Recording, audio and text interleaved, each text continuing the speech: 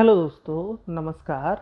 देखिए कि जैसे आज का जो विषय है ये ज्योतिष का मतलब सबसे कॉम्प्लेक्स विषय है, क्योंकि मैं जब पढ़ता था तो मुझे सबसे ज़्यादा इसी में परेशानी आती थी। वैसे तो मैं अभी भी पढ़ रहा हूँ। खैर, देखिए कि मतलब जैसे बताया गया कि किताबों में बताया गया कि नैसर्गिक शुभ ग्रह आपके होते हैं, गुरु हो गया, शुक्र हो गया, चंद्रमा हो गया, बुध हो गया। हालांकि इनमें कुछ कंडीशन है, लेकिन अभी के लिए आप चार ग्रहों को शुभ की कैटेगरी में डाल सकते हैं। तो ऐसा बताया गया कि ये ग्रह शुभ हैं और बाकी राहु केतु मंगल शनि सूर्य ये पापी ग्रह में काउंट होते हैं। ठीक है, एक बात समझ में आ गई। और इसी के आधार पे फलित लगाओ और बाकी मतलब कि ठीक है। लेकिन फिर आता है कॉन्सेप्ट कि भैया कुंडली के लिए कारक अकारक। जैसे गुरु को हमने शुभ ग्रह तो कहा, लेकिन मकर लग्न में गुरु अकारक हो जाता है। मकर लग्न में गुरु तीसरे और 12वें का स्वामी बनेगा। ऐसे ही मान लीजिए कि हमने बुध को अच्छा कहा, लेकिन वो मेष लग्न के लिए अच्छा नहीं होगा। मेष लग्न के लिए वो तीसरे और छठे भाव का स्वामी हो जाएगा। तो कहने का मतलब है कि अब हम क्या लें। यहाँ पर बुध को जो किताबों में बताया गया है कि वो शुभ ग्रह है, हालांकि किताबों में ही कारक अकारक की बात कही गई है, लेकिन वहाँ पे शुभता की इंपॉर्टेंस ज़्यादा दी गई है। तो इसमें करे क्या। मान लीजिए कि जैसे कि हमारा गुरु है, लग्न में बैठा है, ठीक है, एक शुभ ग्रह आकर के लग्न में बैठा है, लेकिन वो तुला लग्न हो गया या फिर मान लीजिए कि मकर लग्न हो गया। उन लग्नों के लिए गुरु अच्छे भाव का स्वामी नहीं बनता है। तो ऐसे में क्या फलित होगा। तो देखिए कि कुछ बातें हैं, इसकी फिलॉसफी को समझने के लिए थोड़ा सा आप इसको समझिए कि जैसे शुभ ग्रह जो होते हैं वो आपके जीव चीज़ों को ज़्यादा रिप्रेजेंट करते हैं। क्या मतलब हुआ। जैसे मान लीजिए जो लिविंग थिंग है, जैसे कि रिश्ते हो गए, भावनाएं हो गई, भाता माता पिता हो गए, आपके भाई बहन हो गए, ये सारी जो चीज़ें होती हैं, खुशी हो गया, आनंद हो गया, ठीक है, व्यक्ति को जो कैसा महसूस होता है, और ये सारी चीज़ों को हम शुभ ग्रहों से देखते हैं। और वो तरक्की भी देते हैं। ऐसा नहीं है कि शुभ ग्रह मेटेरियलिस्टिक ग्रोथ, पैसा, धन संपत्ति नहीं देते, वो भी देते हैं। लेकिन जो पापी ग्रह हैं वो अगर आप सोचेंगे कि वो रिश्तों में कुछ सुधार कर दें, जैसे मान लीजिए कि शनि है, शनि को हम लेते हैं। शनि बताया गया कि जैसे तुला लग्न में वो प्रबल कारक होता है, वृषभ लग्न में कारक होता है। लेकिन शनि मान लीजिए कि किसी का चौथे भाव में बैठा हो, चाहे वो तुला लग्न ही क्यों ना हो या वृषभ लग्न ही क्यों ना हो, क्या वो शनि जातक के मानसिक खुशी के लिए, माता के स्वभाव के लिए अच्छा होगा। तो वो उतना अच्छा नहीं होगा। कहने का मतलब है कि चौथे भाव में शनि, नो डाउट कि वो आपको मेटेरियलिस्टिक थिंग दे देगा। जैसे कि अगर आपका शनि कारक बनेगा तो वो आपको प्रॉपर्टी दे देगा, क्योंकि चौथे भाव से हम प्रॉपर्टी देखते हैं, घर देखते हैं, जमीन देखते हैं। उन चीज़ों को वो आपको दे देगा। लेकिन अगर आप उससे उम्मीद करें कि वो घर में उसकी वजह से खुशनुमा माहौल हो जाए, तो वैसा कुछ नहीं होना है। अब स्थिति को थोड़ा सा हम पलट देते हैं। पलटने का मतलब है कि अब यहाँ पर हम चौथे भाव में कौन से ग्रह को कर देते, चौथे भाव में हम शुक्र को कर देते हैं। मान लीजिए एक कुंडली है, जैसे कि आप ले लीजिए धनु लग्न की कुंडली ले लीजिए, उसमें शुक्र अकारक ग्रह बनेगा, लेकिन किताबों में शुक्र को शुभ बताया गया। ठीक है, तो इसको समझते चलिएगा, क्योंकि इसी में ही इसकी सारी फिलॉसफी और सब कुछ मतलब जितना मुझे लगता है कि कैसे काम करता है, ये इसी में सॉल्व हो जाएगा। तो देखिए कि चौथे भाव में मान लीजिए कि शुक्र है और वो तुला लग्न है, तुला नहीं, धनु लग्न है, और उसमें वो प्रबल मतलब कि अकारक ग्रह बनता है जो शुक्र आपका होता है। तो इस वजह से क्या होगा कि वो, क्योंकि शुक्र छठे का और आपके 11वें का स्वामी बनेगा, तो इसलिए उसको हम अच्छा नहीं मानेंगे। तो चौथे भाव में बैठा, किताबों में तो बताया गया है कि शुभ ग्रह होगा, अच्छा फल देगा। अच्छा फल नो डाउट देगा, वो बिल्कुल अच्छा फल देगा, क्योंकि वहाँ पर वो एक शुभ ग्रह है। लेकिन किन चीज़ों के लिए अच्छा देगा। वो माता के स्वभाव के लिए अच्छा होगा, एक बात। आपका घर सुंदर हो जाएगा, दूसरी बात। आपके मतलब घर में एक एक होता नहीं है, खुशी का, उल्लास का, अच्छी भावनाओं का होगा। ठीक है, ये तीन चीज़ें हैं कि वहाँ पर शुक्र ये अच्छा फल देगा। आपको गाड़ी मिल जाएगी, क्योंकि शुक्र वाहन का कारक होता है। लेकिन जोक सपाट, यहाँ पर समझिए कि अगर मान लीजिए चौथे में शुक्र होगा, तो वो आराम को भी तो बढ़ा देगा ना। कहने का मतलब है कि वो आपके कुंडली के लिए कारक नहीं है। अगर कुंडली के लिए कारक नहीं होगा, तो कहने का मतलब है कि वो व्यक्ति के उस आराम में वृद्धि कर देगा जो भाई उसके पास है, क्योंकि शुभ ग्रह आपको उसी तरीके से मारते हैं। तो जो उसके पास है, जैसे कि शुक्र भोग विलास का कारक है, तो ऐसा भी हो सकता है कि जातक अपने आराम की वजह से करियर में ग्रोथ नहीं कर पा रहा है, अपने किसी रिश्ते की वजह से वो आगे नहीं बढ़ पा रहा है, उसका अपने वाइफ के साथ या फिर कोई रिलेशन ऐसा है जिसमें वो इतना भावनाओं में डूबा है कि उसकी ग्रोथ नहीं हो पा रही है। तो ग्रोथ के पॉइंट ऑफ व्यू से हमें कारक ही चाहिए, हमें नहीं चाहिए कि शुभ ग्रह हो कुंडली का। इसको अब दूसरे उदाहरण से लेते हैं। मान लीजिए कि गुरु को लेते हैं। गुरु किसी की कुंडली में अकारक ग्रह है, कारक ग्रह नहीं है, अच्छा ग्रह नहीं है, वो आकर के लग्न में बैठा है, तो इसका क्या फलित होगा? जातक ज्ञानी होगा, एक बात हो गई। जातक में मतलब दया का भाव होगा, वो संतोषी भाव का होगा, और जो भी गुरु के ट्रेड्स बताए जाते हैं, जातक की बॉडी हो सकता है थोड़ी फूली हुई हो, ये सब होगा उसके अंदर। जैसे कि एक होता नहीं, मदद करने का भाव होगा, ये सारे जुपिटर के ट्रेड्स हैं। लेकिन मान लीजिए कि यही जुपिटर जो है वो तुला लग्न में आकर के लग्न में बैठा है, या वृषभ लग्न में, या फिर मकर लग्न में आकर के लग्न में बैठा है। इन तीन लग्नों में गुरु उतना कारक नहीं होता है, मतलब कि उसको जो जिस हाउस को वो ऑन करता है वो अच्छा हाउस नहीं होता है। तो अब क्या करें? अब इसका क्या मतलब होगा? देखें कि जातक का स्वभाव नो डाउट बहुत अच्छा होगा, लेकिन उसको उसी स्वभाव की वजह से उसके करियर में ग्रोथ नहीं हो पाएगी। कहने का मतलब है, क्योंकि गुरु स्थिरता को रिप्रेजेंट करता है, तो आप देखेंगे कि ऐसा जातक बताएगा कि यहीं रुके रह गए, घर की जिम्मेदारियां निभाते रह गए, इस वजह से कहीं बाहर नहीं जा पाए, ये हो सकता है। या फिर ये हो जाएगा कि या मतलब कि क्या करते हैं, बहुत लोग होते नहीं है, यही नौकरी है, इसी को करते हैं, कौन सी जरूरत है, मतलब वो जो स्टेगनेंसी को गुरु रिप्रेजेंट करता है, स्टेगनेंसी को, कि स्थिरता को, वो बनी रहेगी। क्योंकि जुपिटर आपकी कुंडली का कारक ग्रह नहीं है, वो आपकी ग्रोथ को रिप्रेजेंट नहीं करता है। लेकिन क्या ये जुपिटर संतान में बाधा करेगा? अगर लग्न में बैठेगा तो पांचवे को देखेगा, नहीं, संतान में बाधा नहीं करेगा। तो कहने का मतलब है कि अगर कुंडली का कारक ग्रह नहीं है तो वो आपको, और शुभ ग्रह हो जाए तो जो वो रिप्रेजेंट करता है वो तो वो देगा, लेकिन उसकी वजह से आपकी ग्रोथ जो होती नहीं है, व्यक्ति ऊंचाई छूता है, करियर में अच्छा करता है, उसको नाम प्रसिद्धि मिलती है, आपको उसी स्वभाव के कारण लोगों में, जैसे कि एक होता नहीं है कि आपको लोग कम पसंद करेंगे आपकी उसी स्वभाव के। जैसे गुरु में अहंकार भी होता है तो वो अच्छा नहीं माना जाएगा। अच्छा, सबसे अच्छी स्थिति क्या है? सबसे अच्छी स्थिति होती है कि शुभ ग्रह है, जैसे मान लीजिए कि आपका जुपिटर जो है वो मेष लग्न में, अच्छा, वो नवम भाव का स्वामी बनेगा, तो शुभ ग्रह होकर के लग्न में आकर के बैठ जाए, ये सबसे अच्छी स्थिति है। अच्छा, मान लीजिए कि अब जैसे मान लीजिए कि किसी का शनि है, वो लग्न में बैठा है, और मान लीजिए वृषभ लग्न है, या फिर तुला लग्न है, या फिर मकर लग्न है, शनि का ही लग्न है, लग्न में आकर के बैठ गया शनि, तो फिर क्या फलित होगा? ऐसे में हम कहेंगे कि आपका शांत स्वभाव ही आपके ग्रोथ के लिए अच्छा रहेगा, और जब तक सामान्यता शांति रहेगा। और क्यों उसकी ग्रोथ हो रही है? क्योंकि भाई कुंडली के लिए शनि कारक है, तो शनि के ट्रेड्स अपनाने से जातक ऊंचाई पे वृद्धि करेगा, धीरे धीरे काम करके, जो लोग धैर्य के साथ काम करते हैं उस तरीके से वो वृद्धि करेगा।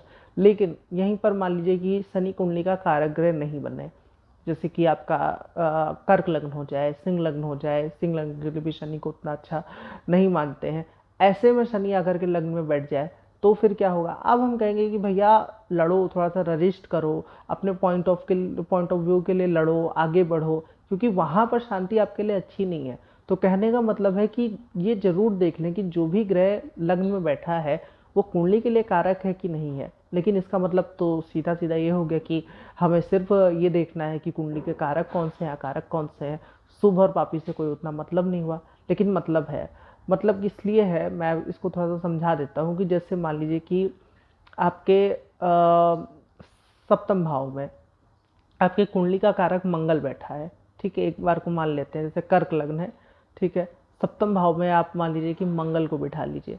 ये ज़्यादा बढ़िया होगा कि बजाय कि यहाँ पर आप कर्क लग्न में कौन सा ग्रह, मान लीजिए कि बुध को बैठा देते हैं सप्तम भाव में, तो ये बुध का बैठना रिश्तों के लिए, प्यार के लिए और शादी के लिए ये ज़्यादा अच्छा होगा। तो कहने का मतलब जैसे नवम भाव हो गया, नवम भाव में शनि मंगल जैसे पापी ग्रहों को बैठाना अच्छा होगा, या फिर किसी शुभ ग्रह को, तो जाहिर सी बात है जब भी कभी भी भावनाएं, रिश्ते, स्वास्थ्य, ये सारी चीज़ें आ जाएं, तो फिर वहाँ पर हम भैया नवम भाव में शुभ ग्रहों को ही प्रेफर करेंगे। कहने का मतलब है कि नो डाउट कुंडली के कारक ग्रह आपको हमेशा ऊंचाई प्रदान करेंगे, लेकिन जो उनका कारकत्व है वो उसके नैसर्गिक कारकत्व से वो पीछा नहीं छोड़ पाते हैं।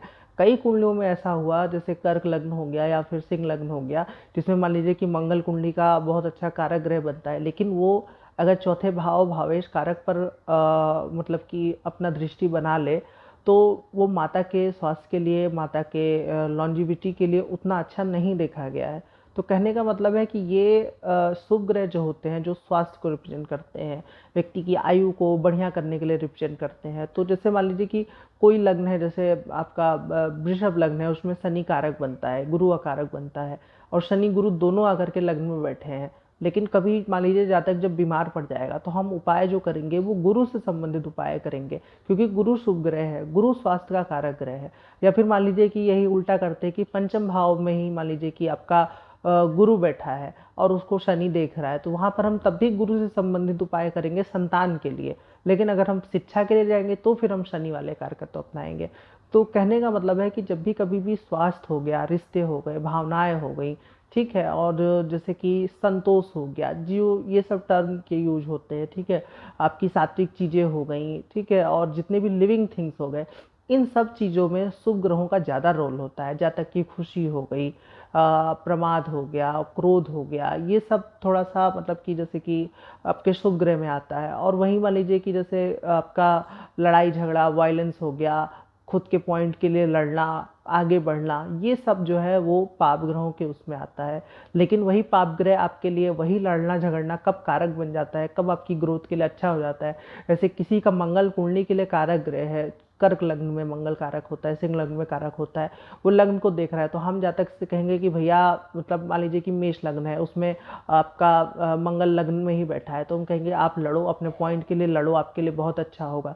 लेकिन यही मान लीजिए कि कन्या लग्न है, वहां पर मंगल प्रबल अकारक होता है, उससे हम थोड़ा नहीं कहेंगे, उससे वो व्यक्ति अपने गुस्से के वजह से ही अपने जीवन का नाश करेगा, क्योंकि वहां पर मंगल के कारक तो उसका कोई भला नहीं करने वाले हैं। तो इस वजह से आपको ये जरूर देखना है। और इसमें देखें, हाँ ये बात सही है कि कारक अकारक की महत्ता ज़्यादा है। जैसे कि मान लीजिए वृषभ लग्न है, या फिर आपका तुला लग्न है, या फिर मकर लग्न है, तो उसमें हमको गुरु नहीं चाहिए, उसमें हमको भैया वृषभ लग्न के लिए शनि ही ज़्यादा महत्वपूर्ण है। लेकिन कई बार ये डिपेंड करता है कि व्यक्ति चाह क्या रहा है। जैसे संतान के लिए कोई पूछने आएगा तो हम चाहेंगे कि संतान भाव पे गुरु की ही दृष्टि आए, भले वो कोई भी लग्न हो, कोई भी लग्न हो, 12 लग्न में से कोई भी लग्न हो, लेकिन अगर प्रश्न संतान का है तो उसमें हमको पंचम भाव में गुरु की दृष्टि, गुरु का मतलब कि प्रभाव चाहिए, ठीक है, वो संतान के ग्रोथ के लिए बढ़िया होगा। किसी भी स्थिति में हम उसको संतान के लिए खराब नहीं मानेंगे।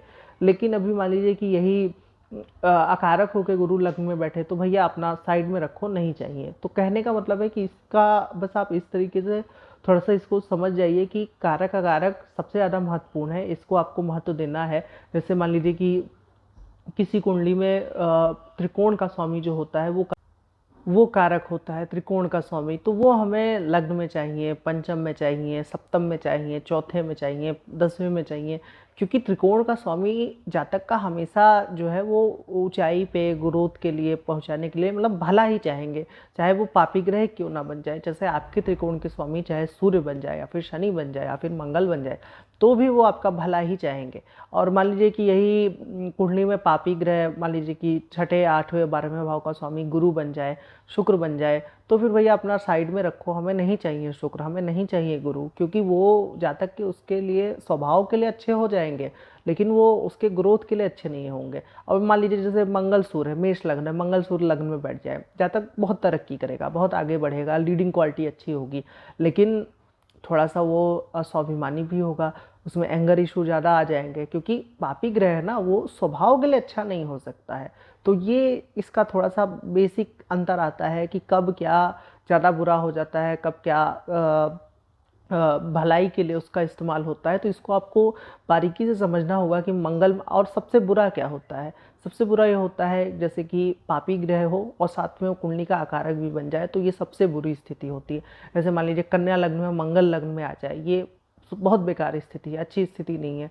ऐसे मान लीजिए कि आपका और भी लग्न होते हैं, जैसे कि आपका कई लग्न में, जैसे कि कर्क लग्न में शनि अकारक होता है, तो वो भी उतना अच्छा नहीं माना जाएगा। लेकिन मान लीजिए कि यही आपका वृषभ लग्न है, तुला लग्न है, शनि कारक ग्रह है, वो अगर लग्न को देख ले तो वो लग्न के लिए अच्छा ही करेगा। तो इस बात का थोड़ा सा आप इसको हमेशा ध्यान में रखिए कि कौन सा ग्रह कुंडली का कारक है। सबसे पहले आप इसको देखिए, फिर आप उसके हिसाब से बताइए। जैसे मान लीजिए कि अब जुपिटर आपका लग्न में दिख गया, आपने देखा कि जुपिटर कुंडली का कारक नहीं है, तो आप उसको बताइए आपके स्वभाव के लिए बहुत अच्छा होगा, लेकिन आप इस स्वभाव के साथ जारी नहीं रख सकते। आपको थोड़ा सा अपने लिए बोल्ड डिसीजन लेना होगा, आगे बढ़ना होगा। आप एक जगह पे स्थिर नहीं रह सकते। गुरु वाले लोग पूरे समाज का जिम्मेदारी निभाने लगते हैं, तो वो उतना अच्छा नहीं होगा। ऐसे जैसे मान लीजिए किसी का कुंभ लग्न है, कुंभ लग्न में आपका चंद्रमा जो होता है वो छठे का स्वामी होता है और आठवें का स्वामी बुध होता है। बुध चंद्रमा की युति हो जाए, लग्न में हो जाए, वैसे तो ये मानसिक स्थिति के लिए उतना अच्छा नहीं होगा, लेकिन फिर भी मान लीजिए लग्न में युति हो जाए तो क्या होगा, क्या होगा मतलब जातक का स्वभाव बहुत अच्छा होगा, फ्रेंडली नेचर का होगा, उसमें सौम्यता होगी, लेकिन क्या वो उसके ग्रोथ के लिए अच्छा होगा? तो नहीं अच्छा होगा, वही नेचर उसको डुबा देगा। तो जो सबमिसिव टेंडेंसी होती है, जो लोग जैसे कि सुन लेते हैं, झुक जाते हैं, वहाँ पर वो उनके लिए अच्छा नहीं है। हमेशा ध्यान रखिए, जैसे आपका कोई ऐसा लग्न है जो रजिस्ट करने वाला है, जैसे कि आपका मंगल का लग्न है या फिर आपका सूर्य का लग्न है, वहाँ पर मान लीजिए कि लग्न में शुक्र आ जाए, तो वो आपके स्वभाव में, पर्सनालिटी में वो आपको डाउनग्रेड ही करेगा। और ऐसे लोग को फिर दूसरों के सामने एक होता नहीं है कि वहाँ पे कुछ नहीं बोल पाए लेकिन बाद में बहुत पछता रहे हैं। तो इस तरीके से ये काफ़ी ज़्यादा दिक्कत आती है। तो इसका जो समरी है, अभी हम कुंडली पे भी बात करेंगे, लेकिन इसका जो अगर मैं समरी दूँ तो सबसे पहले हमें देखना है कि भैया कुंडली का कारक होना चाहिए। हमें नहीं चाहिए जुपिटर, हमें नहीं चाहिए शुक्र, यदि वो कुंडली के कारक नहीं है। सबसे अच्छी स्थिति इस पे क्या होती है? तो सबसे अच्छी स्थिति होती है कि शुभ ग्रह हो और कुंडली का कारक बन जाए, ये बेस्ट स्थिति है। उसके बाद जो दूसरी स्थिति बनती है वो ये होती है कि जो आपका पापी ग्रह हो लेकिन वो भी कुंडली का कारक बन जाए, तो वो भी लग्न में आके बैठे या फिर चौथे में बैठे, पांचवें में बैठे, तो इस तरीके से आए तो भी वो अच्छा माना जाता है। और जो सबसे खराब स्थिति होती है वो होती है, एक तो वैसे वो पापी ग्रह जैसे सूर्य अष्टमेश बन जाए, छठे भाव का स्वामी बन जाए सूर्य, या फिर 12वें का स्वामी बन जाए, लग्न में आके बैठ जाए, पंचम में बैठ जाए, हमारे त्रिकोण और जो अच्छे भाव है उसको प्रभावित करे, या फिर शनि मंगल जैसे ग्रह हो, वो कुंडली के एक तो अकारक छठे आठवें 12वें के स्वामी, और वहीं कहीं वो लग्न में, पंचम में, नवम में बैठ जाए, तो वो फिर मतलब अच्छे से जातक को डुबोने का काम करते हैं। तो ये एक इसमें आपको ध्यान रखना चाहिए। अब देखिए कि जैसे आपको एक कुंडली दिख रही होगी, इस कुंडली में देखिए कि जैसे इनका भी वृषभ लग्न है, अभी हम दोनों कुंडली वृषभ लग्न की देखेंगे इसको समझने के लिए।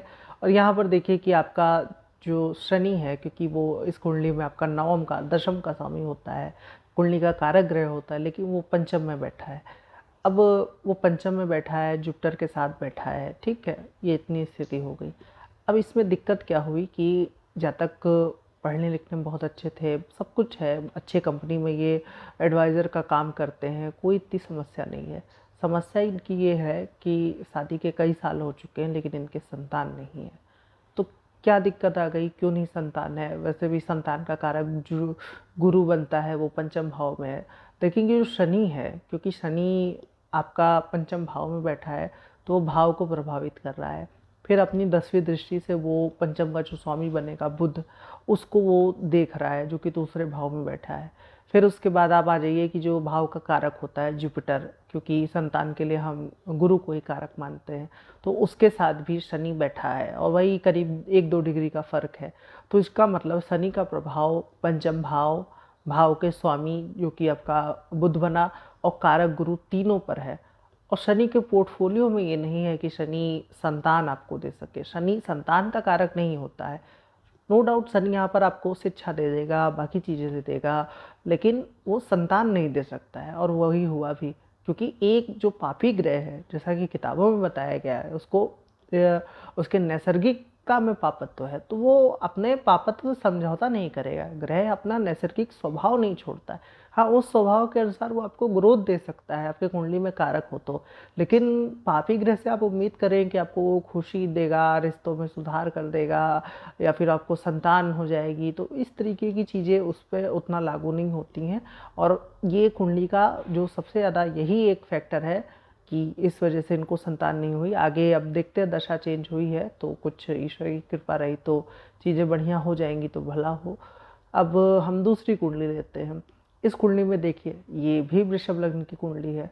इसमें जो वृषभ लग्न में कौन सा ग्रह अकारक होता है? तो जुपिटर अकारक होता है।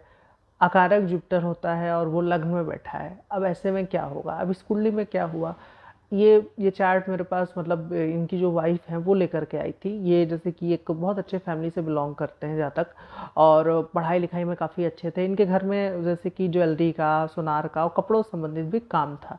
लेकिन चूंकि ये पढ़ने लिखने में अच्छे थे, बहुत अच्छे बाद में पढ़ाई लिखाई करके, और फिर ये बहुत अच्छे प्रोफेसर हो गए, संस्कृत यूनिवर्सिटी में ये प्रोफेसर हैं।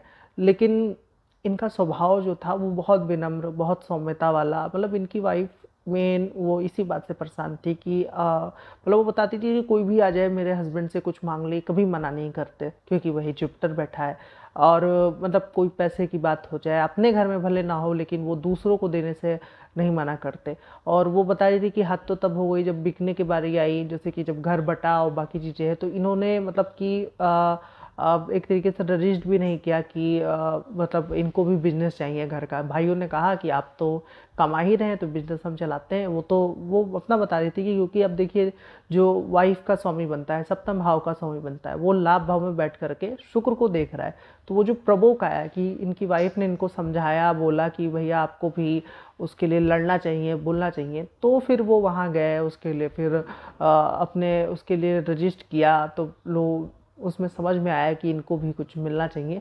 तो फिर प्रॉपर्टी का जो बिजनेस है वो अभी वाइफ रन कर रही है। तो ये कुल मिला के ये स्थिति थी कि जातक के स्वभाव के कारण, क्योंकि वो जुपिटर बैठा है, लेकिन उस स्वभाव से उसने आपको शिक्षा दे दिया। जातक प्रोफेसर है और बाकी चीज़ें हैं, लेकिन उसका जो स्वभाव है विनम्रता का, सौम्यता का, अपने लिए ना लड़ना, कुछ भी हो जाए अपनी फैमिली से ज़्यादा दूसरों का करना, मतलब ये एक तो सबसे बड़े भी थे, तो बड़े भाई वाली जिम्मेदारी, मतलब अपने बच्चों की फीस जमा होना हो, भाइयों का देख लेना, तो ये सारा इनके उसमें था। अब तो खैर बंटवारा हो गया तो उतना मतलब कि वो नहीं है, लेकिन स्वभाव में अभी भी ये टेंडेंसी है कि कोई भी अगर इनसे पैसे मांगने आ जाए तो ये उसको मना नहीं करेंगे। तो वाइफ इनकी इसी बात से सबसे ज़्यादा परेशान थी। और सोचो, जो आदमी फैमिली के बंटवारे में जब अपना बिजनेस वो अपने हिस्सा छोड़ दिया, भाइयों ने कहा कि आप तो कमा ही रहे हैं तो इसको हम चलाते ही, उन्होंने कहा कोई दिक्कत नहीं है।